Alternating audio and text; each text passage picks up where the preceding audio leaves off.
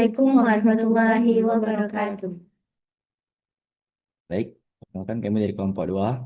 Saya Wisnu Susanto selaku moderator. Kemudian, Saya Naysila Putri Madani. Saya Sofia Taufania. nah, di sini kami ingin mempresentasikan poster kami dengan judul 4 Indikator Satu Tujuan Membangun Kualitas Hidup Masyarakat Indonesia. Nah, untuk pemaparan materi, kami membaginya menjadi 3 bagian. Yang pertama akan dipaparkan oleh saudara Nesila atau Sisil, kemudian saya sendiri, kemudian selanjutnya akan dipaparkan oleh Sofi. Baik, untuk pertama kami serahkan kepada saudara Nesila. Poster kami membahas tentang bagaimana kualitas hidup masyarakat Indonesia dapat dijelaskan melalui 4 indikator pembangunan manusia. Dalam pendahuluan, dijelaskan bahwa pembangunan manusia di Indonesia dinilai melalui beberapa variabel penting, yaitu yang pertama ada IPM, Indeks Pembangunan Manusia, sebagai gambaran umum kualitas hidup masyarakat. Yang kedua ada RLS, rata-rata lama sekolah, yang menunjukkan pemerataan dan tingkat pendidikan. Yang ketiga ada UHH, usia harapan hidup, yang menggambarkan derajat kesehatan masyarakat. Dan yang keempat ada TPT, yaitu tingkat pengangguran terbuka, yang menunjukkan kondisi ketenaga kerjaan di satu wilayah. Analisis perbedaan di antar provinsi sangat penting untuk mengetahui apakah terdapat ketimpangan pembangunan dan untuk merancang kebijakan yang lebih tepat serta merata. Oleh karena itu, penelitian ini dilakukan untuk melihat faktor apa saja yang paling mempengaruhi tingginya IPM di Indonesia. Tujuan dari analisis ini adalah untuk mengidentifikasi variabel mana yang paling relevan untuk membangun model regresi terbaik untuk memprediksi IPM dan memberikan kesimpulan yang bisa digunakan sebagai rekomendasi kebijakan. Selanjutnya kita akan kepada metode analisis. Nah, dalam metode analisis, dalam penelitian ini kami menggunakan beberapa tahapan analisis sebagai berikut. Yang pertama yakni identifikasi variabel. Nah, kami di sini ingin menentukan yang mana sih variabel dependen dan variabel independennya. Di sini kami mengidentifikasi bahwa variabel dependennya atau variabel Y adalah IPM atau Indeks Pembangunan Manusia. Nah, untuk variabel independennya atau variabel X, kami memiliki 3 variabel independen, yakni ada RLS, rata-rata lama sekolah, kemudian ada UHH, umur harapan hidup, kemudian ada TPT, tingkat pengangguran terbuka. Nah, setelah kita lakukan pengujian awal, ternyata variabel TPT tidak signifikan dan tidak memenuhi asumsi model terbaik. Oleh karena itu, kami fokus terhadap 2 variabel utama, variabel independen utama, yakni RLS dan UHH. Nah, setelah kita melakukan identifikasi variabel, kita lanjut ke tahap selanjutnya, yaitu diagnostik model regresi linear berganda. Nah, sebelum menentukan model terbaik, uh, kita terlebih dahulu harus melihat apakah seluruh asumsi klasiknya terpenuhi. Nah, setelah kami mengidentifikasi normalitas, homoskedastisitas, multikolinearitas, dan autokorelasi, ternyata semua asumsinya terpenuhi.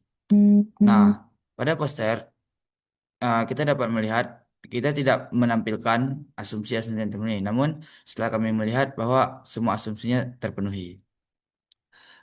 Kemudian selanjutnya, tahap selanjutnya ini visualisasi. Nah, pada tahap visualisasi ini, kami menampilkan 2 buah plot. Yang pertama di sini ada scatter plot 3D dengan bidang regresi. Nah, pada scatter plot ini, grafik ini menunjukkan bahwa hubungan antara IPM, RLS, dan UH itu berhubungan positif, yang mana uh, rata-rata masa sekolah dan umur harapan hidup berpengaruh terhadap IPM. Baik, pada plot kedua, kami menampilkan heat map, yakni korelasi antar variabel kami, yakni RLS, OH, dan IPM. Nah, pada heat map ini kita dapat melihat bahwa hubungan antar variabel RLS dan IPM itu sangat kuat. Ada pada kisaran 0,89 dan dia positif. Kemudian kita dapat melihat lagi hubungan antara UH dan IPM itu positif juga dan kuat pada angka 0,8.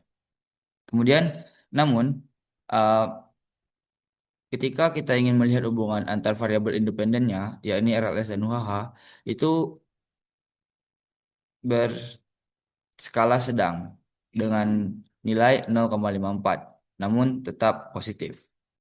Setelah menguji beberapa model, model terbaik yang kami peroleh adalah Y sama dengan min 13,862 tambah 2,713 tambah 0,883. Model ini dipilih karena memenuhi asumsi, memiliki nilai R-square tertinggi, serta variabelnya signifikan mempengaruhi IPM. Mari kita interpretasikan makna dari model regresi tersebut. Pada konstanta sebesar min 13,862, nilai ini berarti bahwa ketika RLS dan UHH bernilai 0, secara teori IPM berada pada posisi min 13,862. Angka ini tidak digunakan secara literal, melainkan menunjukkan titik awal model ketika tidak ada pengaruh dari variabel lain. Koefisien RLS sebesar 2,713, setiap peningkatan 1 tahun rata-rata lama sekolah akan meningkatkan IPM sebesar 2,713 poin dengan asumsi variabel lain tetap. Artinya, pendidikan merupakan faktor yang sangat kuat dalam meningkatkan kualitas hidup masyarakat. Nah, pada koefisien UHH sebesar 0,883, setiap peningkatan 1 tahun harapan hidup meningkatkan IPM sebesar 0,883 poin.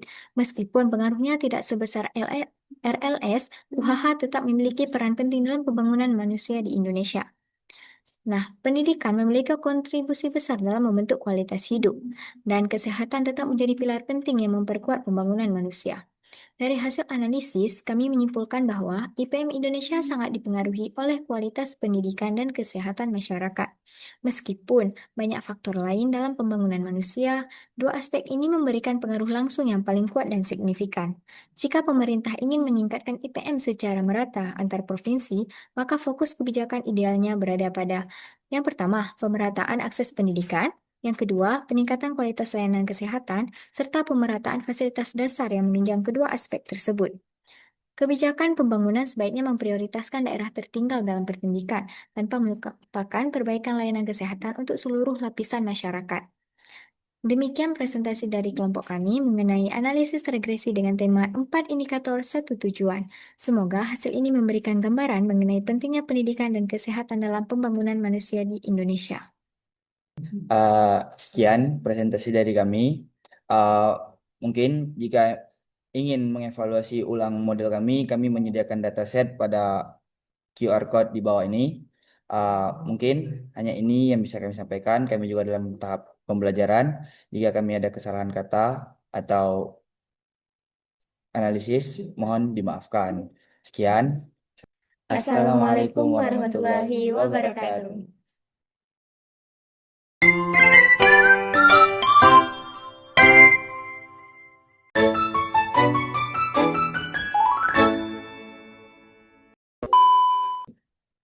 Membangun kualitas hidup masyarakat Indonesia. Nah, pada presentasi kali ini kami membagi tahapan untuk Mending dibagi aja kayak ginian. Hmm. tetap boom. Di telepon, Sofi. Di telepon. Melainkan menunjukkan titik awal model ketika tidak ada pengaruh dari variabel lain.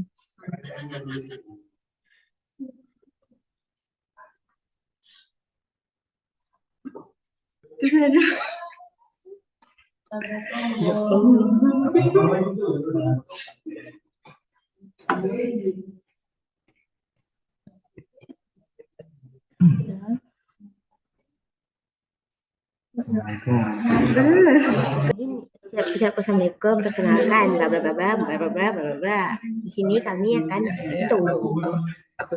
Kami kelompok dua dengan saya, bla bla bla bla bla bla bla bla bla.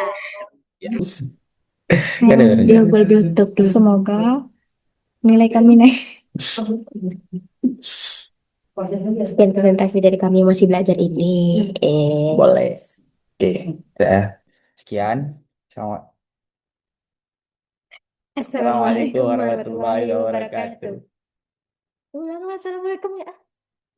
Ya. Nggak ngitung, tapi ngitung di sini tangannya. Nggak ngitung, tapi salamnya sendiri. Satu dah satu. Ulang, ulang, ulang. Baik. Assalamualaikum. Salamnya aja ulang. Iya, hitungnya aja tangannya. Assalamualaikum warahmatullahi wabarakatuh.